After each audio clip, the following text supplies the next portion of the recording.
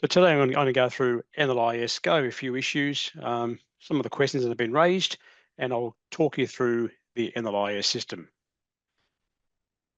So to share my screen.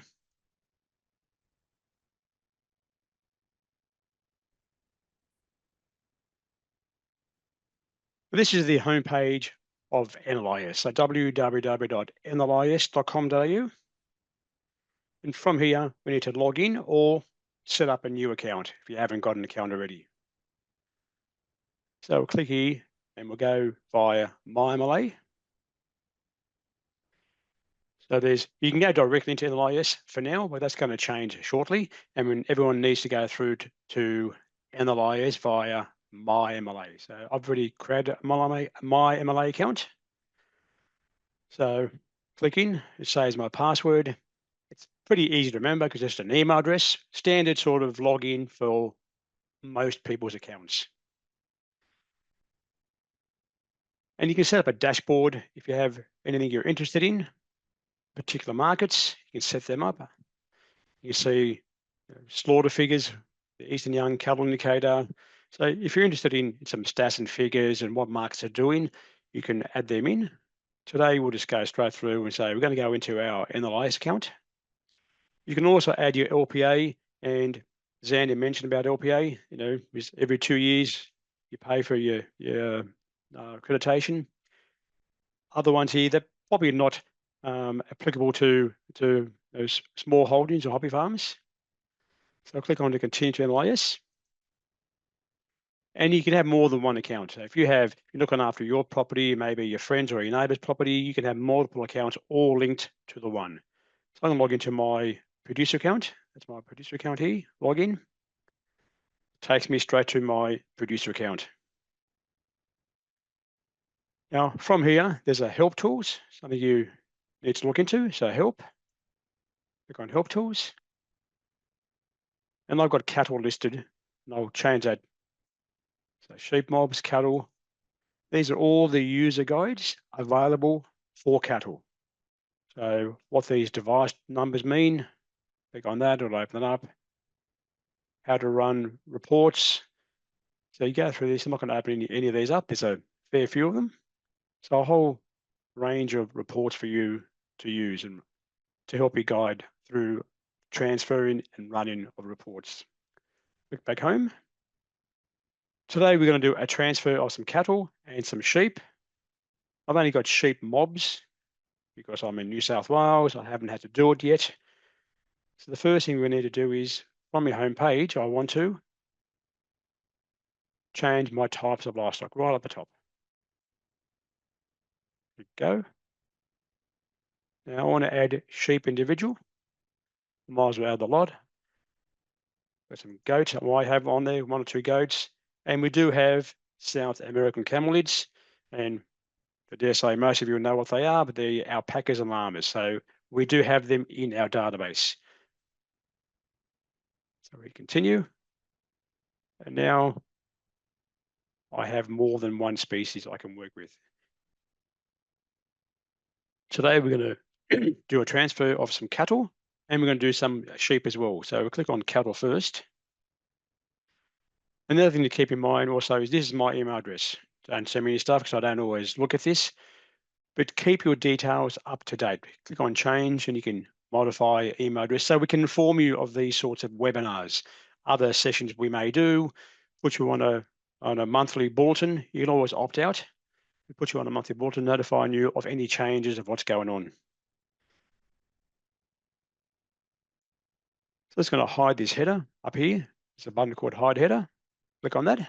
This gives us more real estate, easier to look at. So we're going to go to cattle today. I want to. Now this is what things we just changed, edit your details, change the livestock. Under here are things we're going to do to the database. That is changes we're going to make. And then we'll go through this later, but some reports we can run. So for the purpose of today, we're going to transfer some livestock, and it's a legal obligation in Australia, every state and territory, regardless of where you are, whether you have, as Xander said, 3 head or 3,000. I usually say 1 or 1 million. makes no difference. Livestock is livestock, and we don't discriminate whether you have one or many. So it's your obligation to transfer. So you click on livestock moved onto my property. You click go. We have two options. 9 times out of 10, it's easier just to select this top one, and that's what we'll do today. Type in the details. 5 things you need to include. Now I've got a list of tags here. Keep them. And I'll go through that in a second. So there's 5 things you need to do. You need to tell us what animal or animals you're moving. These are the animals, or the tags on the animals is. Where have they come from? And if you receive an NVD, a paper declaration, you know where you bought them from. Always ask for the PIC. You must enter in their property code, which is the PIC, and it goes against your property code. So these are my test accounts. I'll go back to these. These are 1, 2, 3, 4, 5, 6 different tag numbers. You notice that the first one has letters and the last one has letters. That's the printed number on the outside of the tag. Most small holdings will just buy 1 animal or 2 animals, and they can easily, using your camera, take a photo of the tag and write down the number on the outside. There's 16 numbers and letters, and Zan has probably done most of my job already, but he said that the outside of the tag, the property ID code or the PIC is printed. This is the PIC that put the tag in.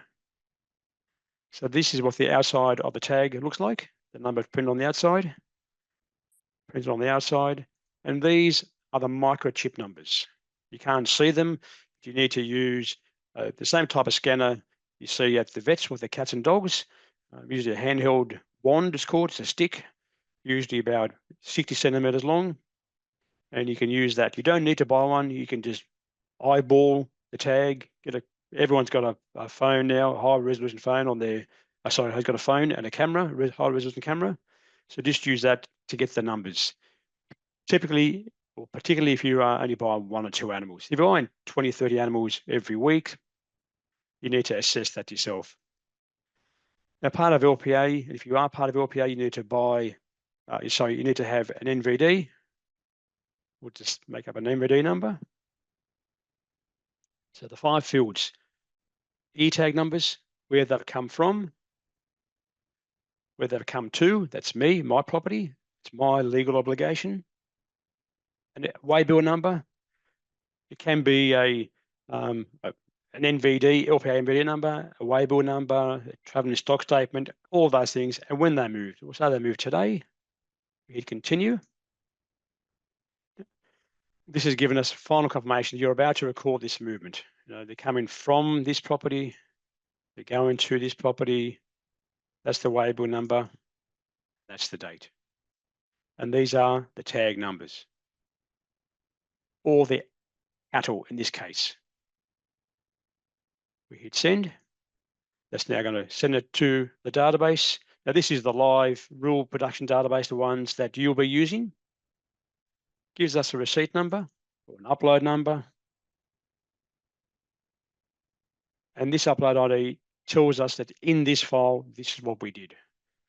So if you are buying animals from someone else and they say, look, we'll do it for you, always ask them for this upload ID. You can just write that down, and that's your confirmation. You can check later, and I'll show you I'll show you how to check, but this is your confirmation number. So we've done the upload, and we can view what we've done today, view my transaction history. You hit continue, and this is the file. That's the number we just did. There's the time we did it, 7:30, just now. It's got an error, so we'll click on error, and it tells us this device is already on the property. So this animal was already on QDZZ 3333. We can't move it again because it's already there.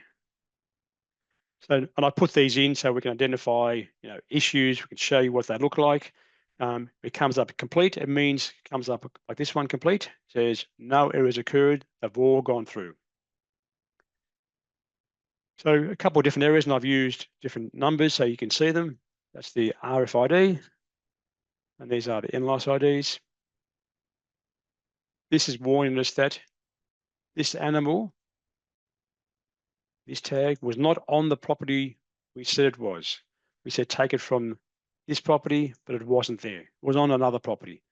So the person I bought this animal from hadn't done the transfer onto their pick. So we're letting you know that you told me you bought it from this property, property A, but we had it registered to property X, the database. Nothing more you can do about it. You've done this. What you've done here is met your obligation, and we now know that these animals are on your property. These cattle are on your property. We'll close this window, go back up to the home. And now we'll go run a report, view devices on my property. We click go. Now we want to see what's been transferred on. Livestock that have been moved onto my property today. No results. Oh,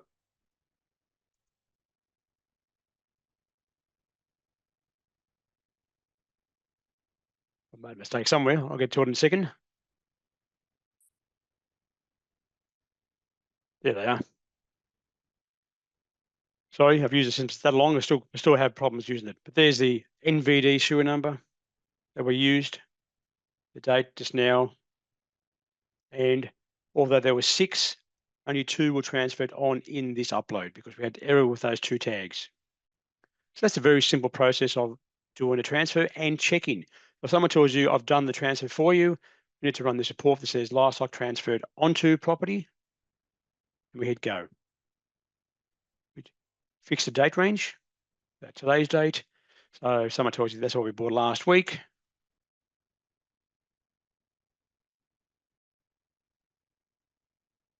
this is what's moved on since the 9th to the 14th. If someone tells you, yep, I've moved it for you, you can log in and check yourself. So the next bit, very similar. This time we're going to move sheep or goats or alpacas. So this time we'll go into what they call sheep individual.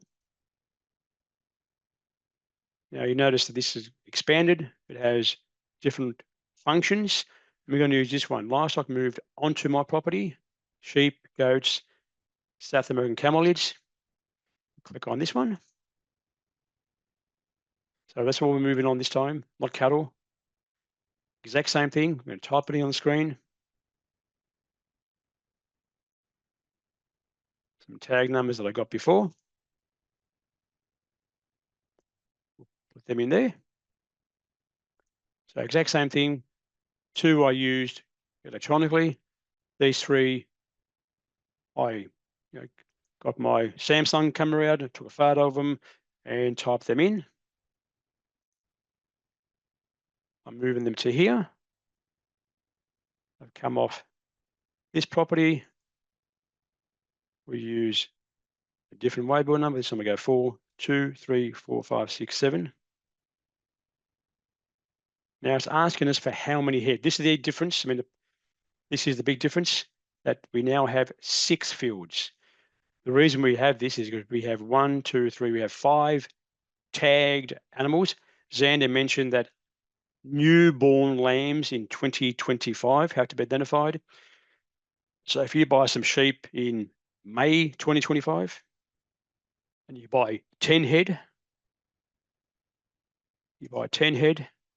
but only 5 of them have an E-tag because the other 5 were born about now. So November, December 2024, they don't need to be tagged. So what are you moving onto your property? You move in 10 sheep and 5 have tags in their ear. We hit continue. There's the 5. And it's telling us the number ahead is 10. So this is doing 2 transfers in one. It's doing what was always referred to as the mob-based movement. That is how many animals are moving, 10. Where they come from, where they go into, come from, QB, ZZ, going to there. that weighable number, 4567. And we're moving 5 individual animals. We hit send. Again, I've put some tags in there just to show you. Again, we have an upload ID. Now we have 3 upload IDs. So this is the original upload ID with the 5 tags and the 10 head. So one file does both. That file is split up into 2 further files. That's the file with the, I always get this wrong way around, so either the 5 head, and this is the number of head equals 10. So we'll click on the same thing. What happened to this file? We'll check it out. View my transaction history. What have we done today? This is the file we just did. So it's the full file. It does both, and it's split it up into the mob-based movement and the manual with the manual file. The manual file is, these are the 5 tags. So the file is simply saying that this is the buyer, that was the date, the NVD serial number, that's where they came from, and the 5 tags. So that's the individual transfers. And then we have mob-based, which is in a different version, hard to read, but we have an error. So we go back to this error. It's saying this NLIS ID is not registered in the database. And what I did was, there was 2 tags in there. This is the 9150. Have a look at the file. Number 151, 150. I put a 9 in there just to throw things out to say, well, I must have misread it. When I took the photo, it wasn't clear enough. So you upload the file, it'll tell you straight away if it worked or didn't work. In this case here, we had 1 tag with an issue only. All the others went through. This one didn't go through. Have you rectified? Look at the photo again, or your handwriting. But this is a common problem we get when people read a tag visually. Close that down. So the 1 file gets uploaded, gets broken up into 2. Back home. Go back down to reports.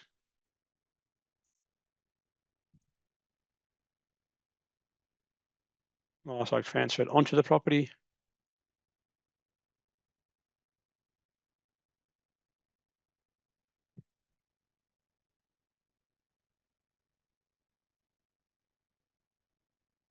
Yep.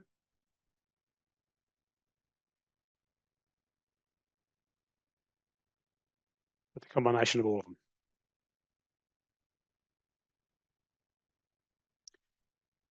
And one more report to show you, and the most used report in the system. If someone tells you their PIC number, or you need to find out whose PIC this belongs to, there's a report from the home page called Search the PIC Register under Reports. Click Go, and we'll use the same PICs we've been using.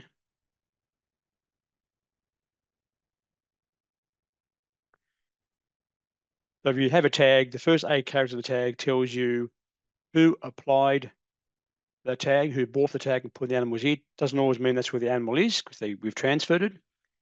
If you get a message in the database saying this was on another PIC altogether, you can just type the PIC in, hit go, and it'll give you the results.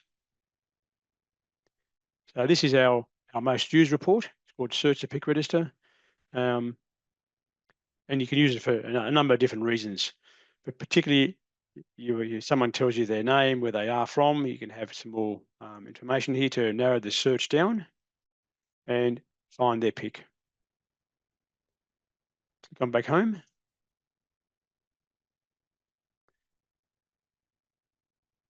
Just to go over one more time, view devices. So view my transaction history. This is what we've done today. And these are all the functions, reports, transactions we've done, and their statuses. So this has come up now, search the PIC register.